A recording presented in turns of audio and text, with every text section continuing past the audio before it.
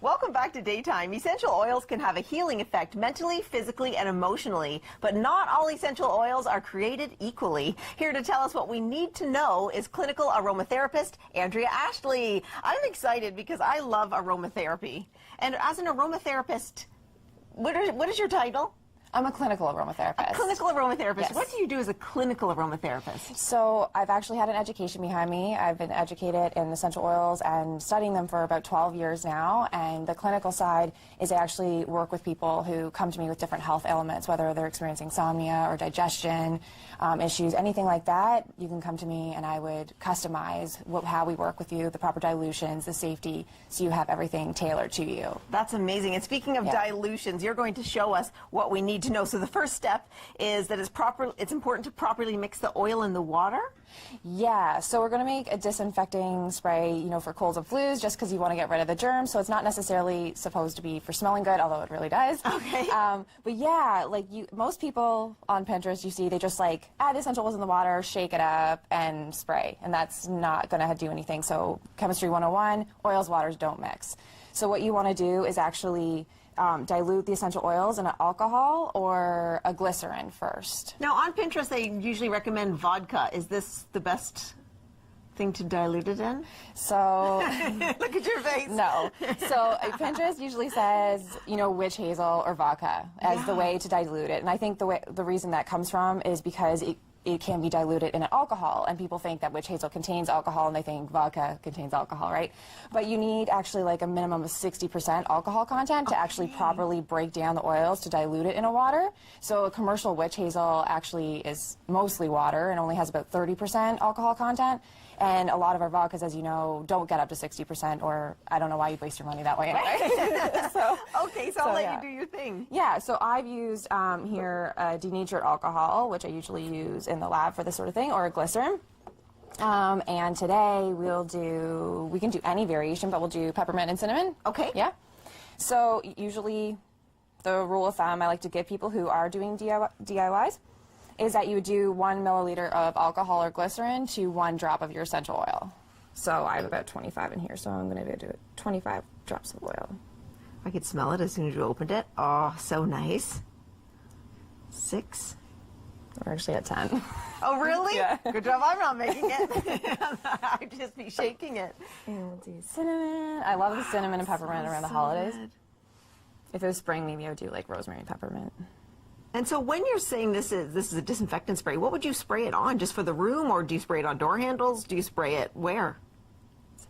8, 10. I do it at all. So I do it in the room, just generally in cold and flu season, just to they're the airborne germs. So cinnamon and peppermint are antimicrobial, so they're means antibacterial, antiviral. So anyone who has a cough or a cold, I'll be spraying it in the room. Yeah, I'll do it on door handles. That's hilarious. Yeah. I need that too. Usually I just put my something in front of my face, my coat, my sleeve, whatever it is. Yeah. And now I'll just bring that around and start spraying people. And it smells good. It smells like does. the holidays. So anyway, you just mix it up just to break up the essential oil molecules into the alcohol before adding the water. So how long would you stir it for? Not long. And are you looking for anything in particular? No, I have the denatured alcohol here, so this one actually goes pretty quickly. The glycerin, you have to do a little bit more. You would see that because you would see the actual oils mixing in with the glycerin a little bit more. Yeah. But yeah, just make sure that it's thoroughly mixed. I usually let it sit for a little bit, but when you can let it sit for a couple minutes just to kind of mix together, and then you would add in your water. So I did 25 ml of the alcohol and the essential oils, and then I'm going to do 250 ml of the water. Now, was there a reason you were using a wooden stick rather than, say, a silver spoon, or is that just what you had? No, I actually work with wooden more for this for some reason. Okay. I didn't know if maybe there was something, a compound or something in a silver spoon that might... A lot of people, yeah. So a lot of people, when we're doing, especially the skincare side of what I do, I won't use metal because it can change. So clays or anything like that, I wouldn't use metal. I'd always use a wood. Yeah. And I think what you were saying is that you have a degree behind you, and I think, and the education and the knowledge behind you, and it's so important because is a real health effect, and you Yeah. shouldn't just do willy-nilly with essential oils. No. You really need to know what it is you're talking about and what you're doing. So what would you do with this now that you have this grate? So once that is all done, I would put it in a spray bottle. So this one is actually for 250 ml, but I usually like to put them in these little ones so I can carry them around in my purse I or love spray it, wherever. and luckily we have more with Andrea Ashley when we return, so stay right there. It smells so good. I have to...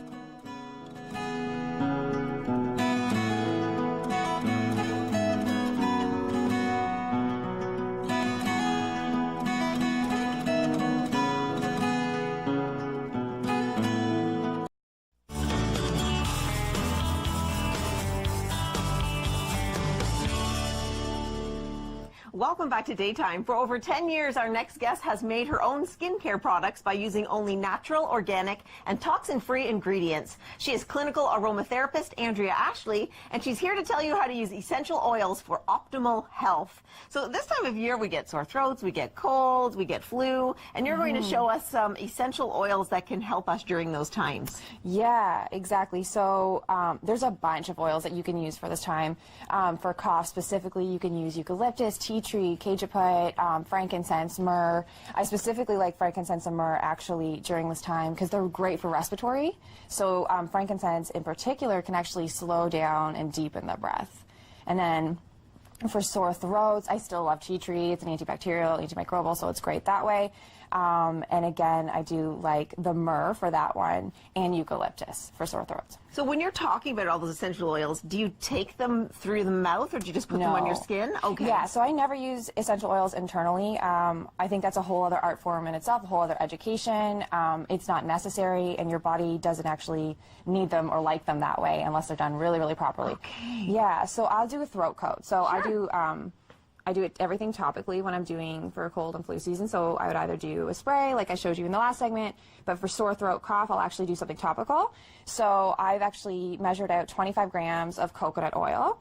Now, I actually work with about 30 different types of carrier oils, and if you come to me with a certain sickness, I would customize it towards what you're actually specifically going through. But for general purposes, everyone loves coconut oil. They know what it does. They have it in their kitchen, so that's what we'll use. And I'm going to put 4 drops of tea tree in this one. Do you want to smell it? Sure. Oh, I love it. I never used to love the smell of tea tree oil, but because I have been using it, I think my body just decided it liked it, and now I'm like, I love the smell. 4 drops of tea tree. Where's my eucalyptus? Let's see. Is it over here? No, you found it. It's like you're a chemist here. And myrrh, I would do 3 drops of myrrh. I'm not going to do it right now because we have limited time. And myrrh is a resin. It's really grounding, a really earthy smell. I love this. So as you can see, it takes forever to come out. So what is a resin? So the resins are usually coming from like the bark part of the tree, whereas like an orange essential oil is it's cold pressed from the rind of a fruit. So just depending on the part of the plant it comes from, it can change the viscosity, right? So top notes are really liquid. Orange, like it comes out super fast. It's really light. And then you get to your base notes, which is like frankincense, myrrh, benzoin. Those are a little thicker, heavier. And they even come with the smells, like you can feel it's a little more earthy grounding, right? Yes, absolutely. Yeah. And so is that all you would put in there? I would do tea tree, eucalyptus, myrrh, and the throat coat. Sometimes I might put pine in it as well. And it's a good mix just because both are good for colds and coughs. Can you use this on young children as well? Or is this too potent for kids? This would be too strong. So my general rule of thumb is I don't usually use the same strength on children. I would usually cut it in half. Okay. Yeah. So children under 3, usually I would tell people avoid essential oils altogether. And then once they get a little bit older, say 4 to 12, I might use a quarter of the amount of essential oils that I would usually recommend on an adult. Now you're calling it a throat coat. Yes. Why is it a throat coat? Because we're going to coat our throats? Yeah. So it's just like a natural Vicks Vapor Rub. Yeah. Yeah. Oh, right. Right. That's all. Yeah. So you just make So sure it's mixed really nice. well. You don't want any of the essential oils to be undiluted going on your skin because these are a little bit more aggressive ones, right? Like we're using stronger ones, so we just don't want it to So be the affecting coconut skin. oil dilutes it. Yeah. So what would we do with this? How would we, is this finished by the way? Yeah. Do you want to try some? I do. Okay. So how would we apply this? Just with our finger, with a stick? Yeah, I just don't put my fingers in this Oh, part 'cause because the you don't want oils- to. You don't want to contaminate it, right? So just take it out, put it on here, and then you can use it. That's a lot for you, actually. Okay, so I'll use this finger too. Are you going to put some on? No? Where would I put it? Just here? Yeah, I layer it, and I do my chest too, especially when I have a cough. And tell me, how often would you be applying this? Oh, it feels nice. So as soon as the onset of a cough or cold come, I put it on like 3 times a day. Okay. But I definitely put it on at night. So I layer my throat, my chest at nighttime, my hands, and my feet. And as I was doing this, I think it's probably going to benefit. I have a stiff neck. What would you recommend for stiff necks? The same sort of thing? Yeah, except I use different oils. So I really like marjoram, peppermint, black pepper, just depending on what caused your stiff neck. If it's muscular or if it's tendons, then I would gear it towards Wow, that.